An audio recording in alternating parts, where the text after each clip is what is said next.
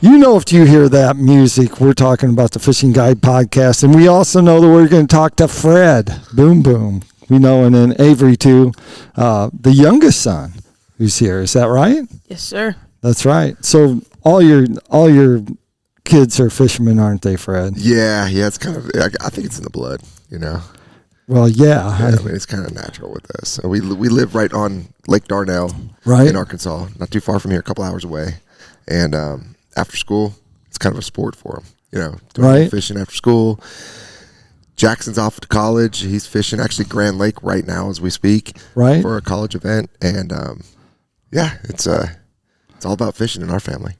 Yeah, it sure is. Let's start. We're going to start with him first, if that's all right with you, Avery. Yeah, that's all right. Okay.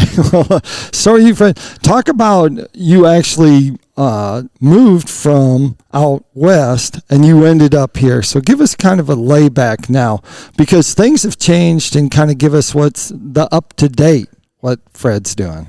Yeah. So, I mean, it's the chasing the dream has been a journey. It's been a lifetime journey. 21 years of doing it. Exactly. We moved out from California back in 2006. I met my wife, Julie, Right. Avery's mom, and we ended up moving to Oklahoma, not too far from her parents' house, Right. in Bixby. And then we lived there for roughly 9 years. And in the process, we found some land at Lake Darnell. Right. In Russellville, and we purchased some land there. And about 5 years later, we decided we were going to build on it, and we moved to Darnell, and Right. That's where we live now. And I guess the rest is history. But chasing it, fishing full time for this is my 21st year. Right. We've had a kind of a big reset year. We're fishing a lot of different events now. Uh-huh. We were fishing the back to 5 fish limit, the pro circuit. Right.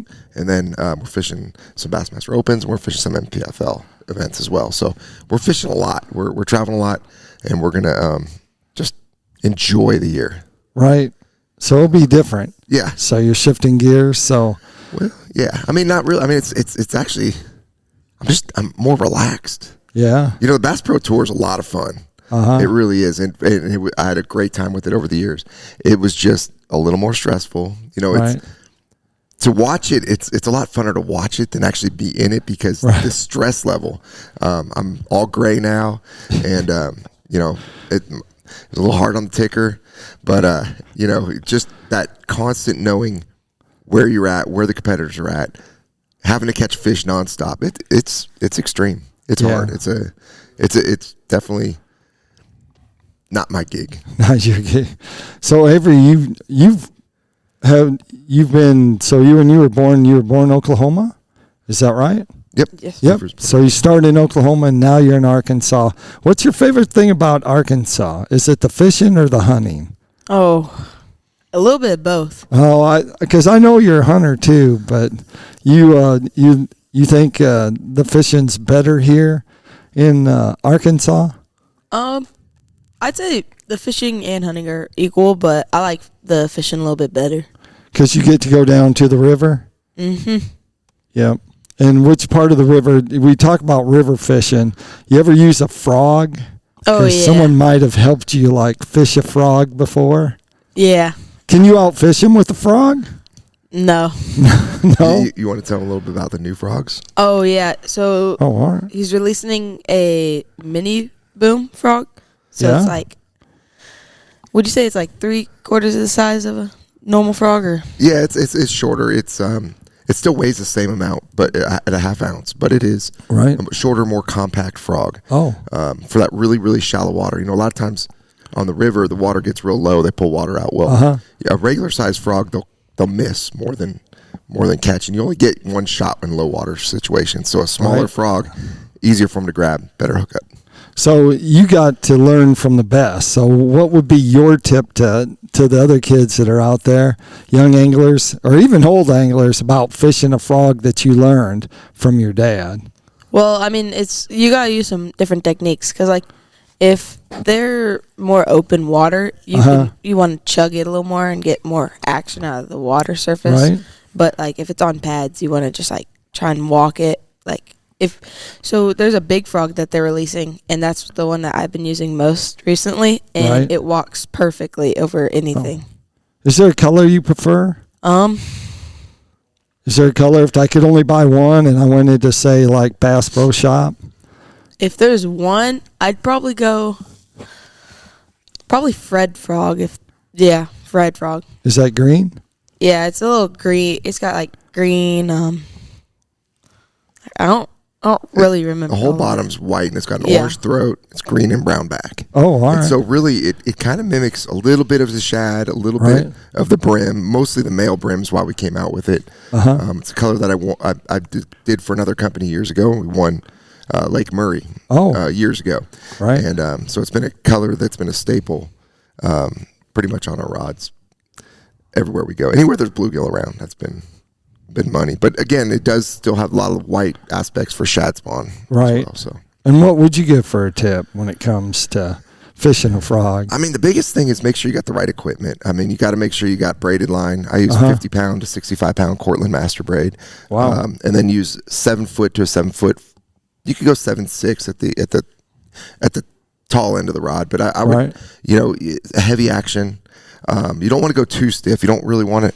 A lot of guys are wanting the extra heavy, but when you got the braid, Right. there's no stretch in braid. So you want the rod to still have somewhat of a flexibility to it for casting, but also on the hook set. There's kind of like a load rate. So a fast action rod's great.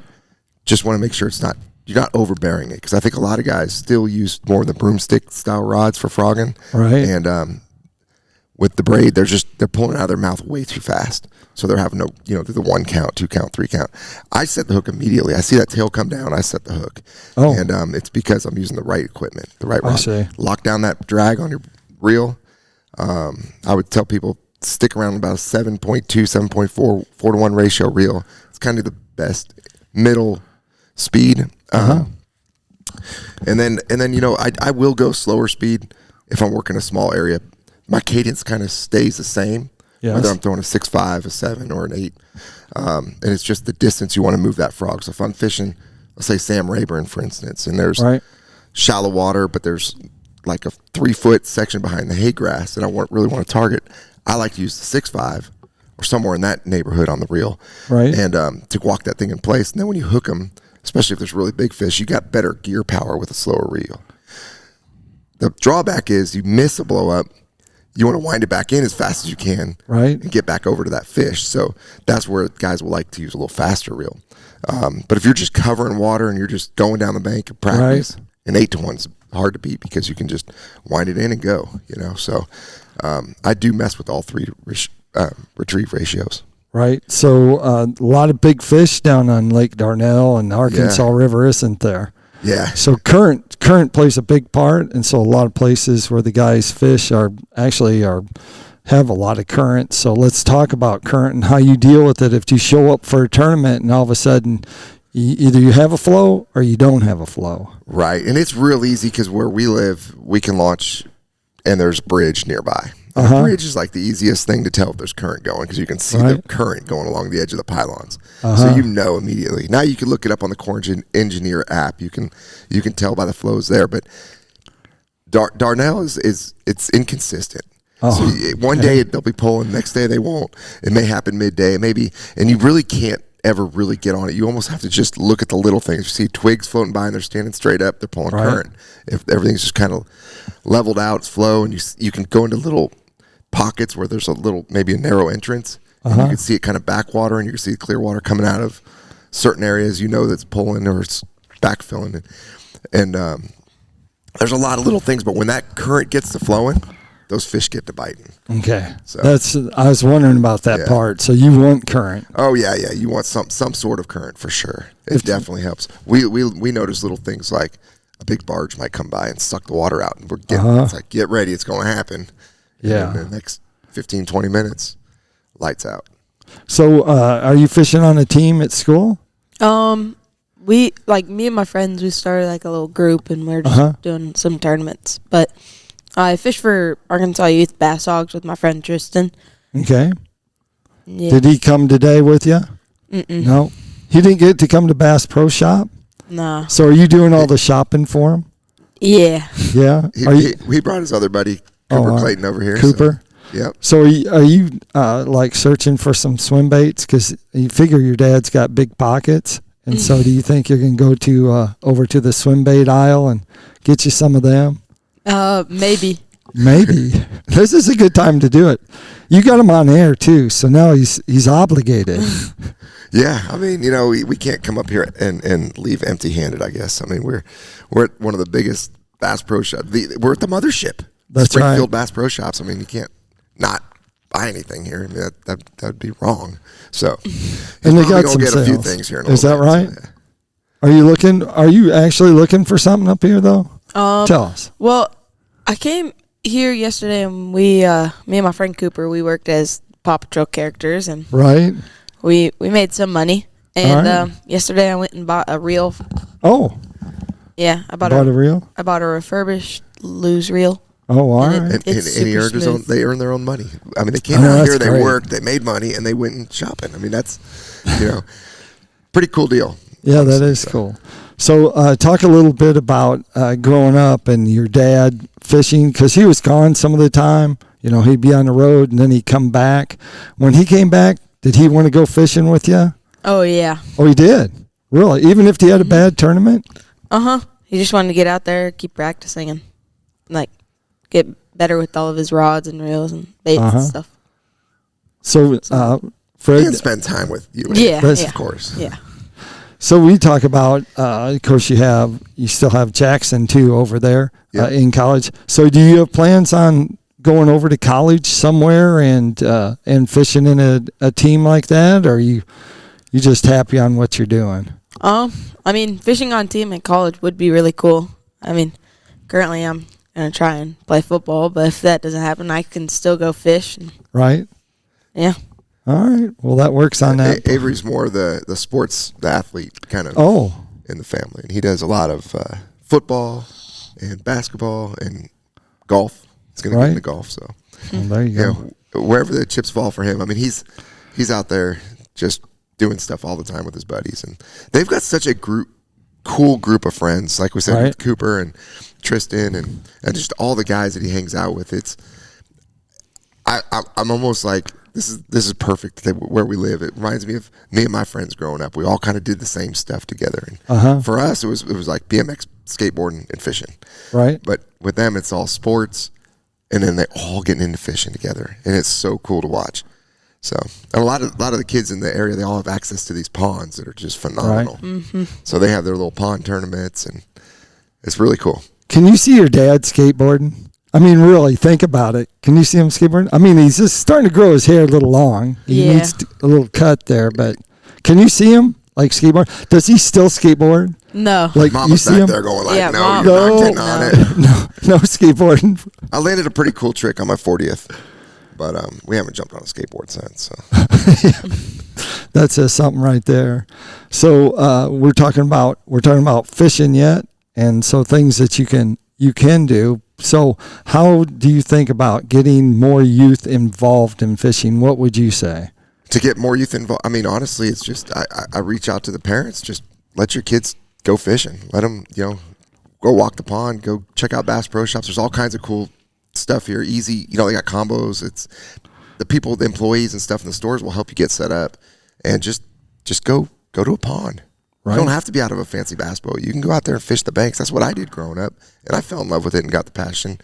And then I wanted to move on from there. But really, just encourage your kids to get in the outdoors, and that's really the biggest thing. I mean, we're very active with the youth and stuff like that on our end, but I love seeing kids get that passion. Once they hook into a fish, it changes everything, and I think it keeps kids out of trouble. I guess. That's right. Yeah, I think it does too. That takes us to Tackle Time. Tackle Time sponsored by PICO Lures. PICO Lures has lures for everything you want to catch, everything from walleye, striper, bass, crappie, you name it. You can catch them on PICO Lures. You can check them out at picolures.com. Also, B&M Pole, which they have a bunch of poles for crappie fishing and and catfishing and trout fishing. So any kind of fishing that you're doing, you can check them out at bnmpole.com. Fred, if they want to find out more about your adventures as you go forth and fish some tournaments. I'd say the best way is probably just follow me on Instagram, Fred Roumbanis. Social media, Fred Roumbanis as well, or Facebook. But yeah, those are the Instagram's probably the best. And Avery, you have a page yet? Yeah, on Instagram at Avery Roumbanis, and yeah, so what I post on the most. So who has more followers, you or your dad? All right, you'll give it up For now.